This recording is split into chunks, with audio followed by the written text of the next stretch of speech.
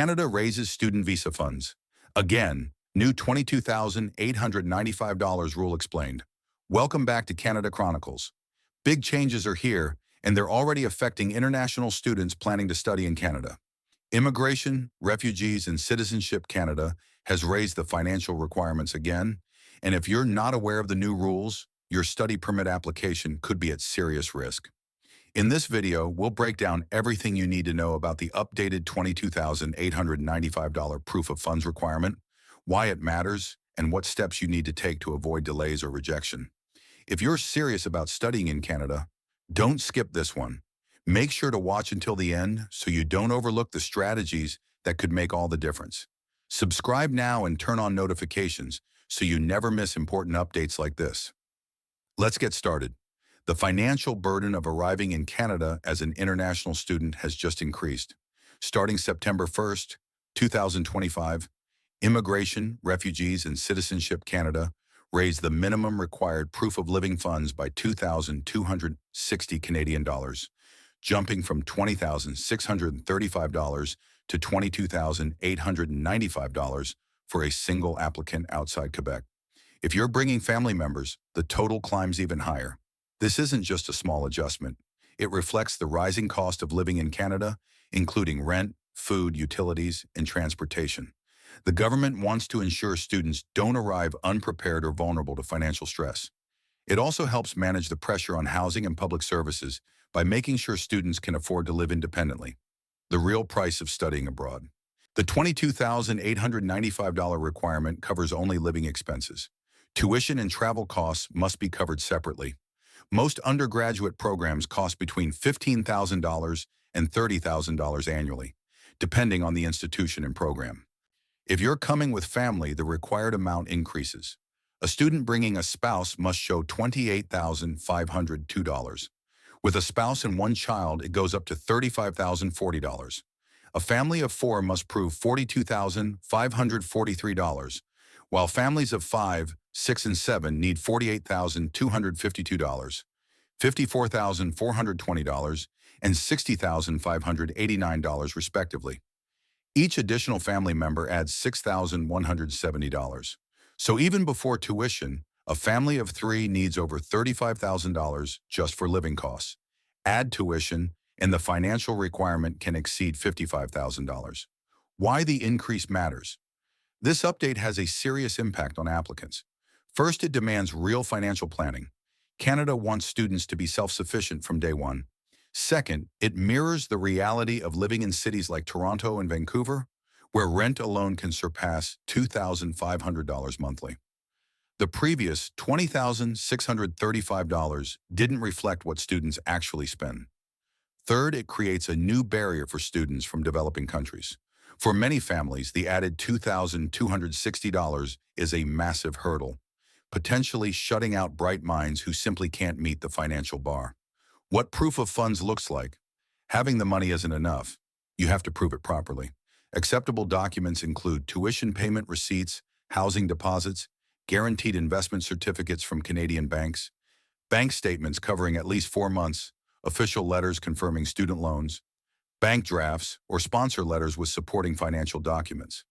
Scholarships and grant confirmations are also valid. Be careful with recent large deposits. If money suddenly appears in your account, visa officers may assume it's borrowed just to meet the requirement. Always explain these deposits clearly, whether they come from property sales, inheritance, or one-time payments. Incomplete or suspicious documentation is one of the most common reasons for study permit refusals. The reality after September 1st, the deadline for using the old proof of funds amount has passed. As of September 1st, 2025, all applications are now assessed under the new $22,895 requirement. This means every applicant moving forward must meet the higher threshold. For students who were preparing documents under the old rule, this sudden shift may force them to secure additional funds or delay their applications until they can meet the requirement. Thanks for staying with us this far. We appreciate your time and hope you're finding this information valuable. Can you still afford to study in Canada? How to beat the $22,895 rule this year. Now that the new requirement is in full effect, the big question is, how do students manage to meet it? especially if they're applying now or later this year. For many, it comes down to strategy. You'll need to document your financial situation with more precision than ever.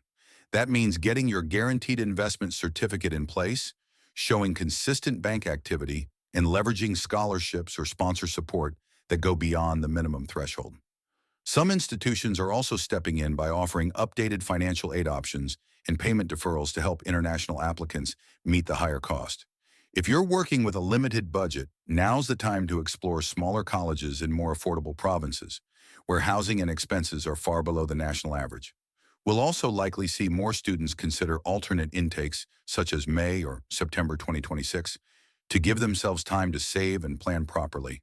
The key is to start now, because this new threshold isn't going away, and delays will only make it harder. The new cost reality.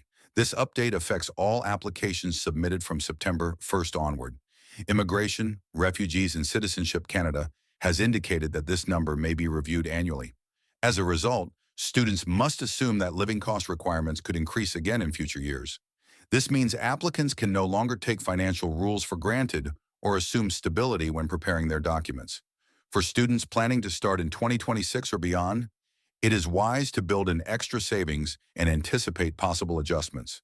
Families should also plan ahead, since even small increases can quickly add up. By expecting annual reviews, students can better prepare themselves for a future where studying abroad demands careful long-term financial strategy. What you must show. Your proof must be complete and credible. The best approach includes a combination of bank statements, tuition receipts, and a guaranteed investment certificate. Sponsor letters must include the sponsor's financial records. Scholarships must clearly state the amount and terms. Your goal is to eliminate doubt. Make it easy for a visa officer to verify that your funds are real, stable, and accessible. Timing hacks for students. Avoid peak season delays. Submitting early helps reduce stress and sidestep processing slowdowns. For January or May 2026 intakes, apply as early as possible. Also, watch foreign exchange rates. If you hold money in your home currency, shifts in the Canadian dollar can change your eligibility overnight. Converting early can prevent last-minute surprises. The solution path. Yes, this increase is tough, but not impossible. Begin planning now. Start saving, explore local and Canadian scholarships, and secure education loans if needed. Document everything clearly. Avoid questionable deposits or vague sponsor claims. Ask for help when needed. Most Canadian colleges and universities have support staff ready to guide you through the application process. A little preparation goes a long way. Moving forward. The new $22,895 requirement is a serious financial challenge, but with the right timing, clear documentation, and good planning, it can be overcome. Thousands of students still succeed each year. If you act early and stay organized, you can too. So now you know, Canada's new $22,895 proof of funds rule is already changing the game for international students. It's not just about having the money, it's about timing, planning, and submitting everything correctly. For many, this update could mean the difference between a study permit, approval, and a rejection. But with the right strategy, you still have a real shot. If you found this video helpful, don't forget to like, share, and drop your thoughts in the comments. We want to hear from you. And if you haven't already, subscribe to Canada Chronicles and turn on the notification bell so you never miss critical updates that could affect your journey to Canada. Thanks for watching. We'll see you in the next video.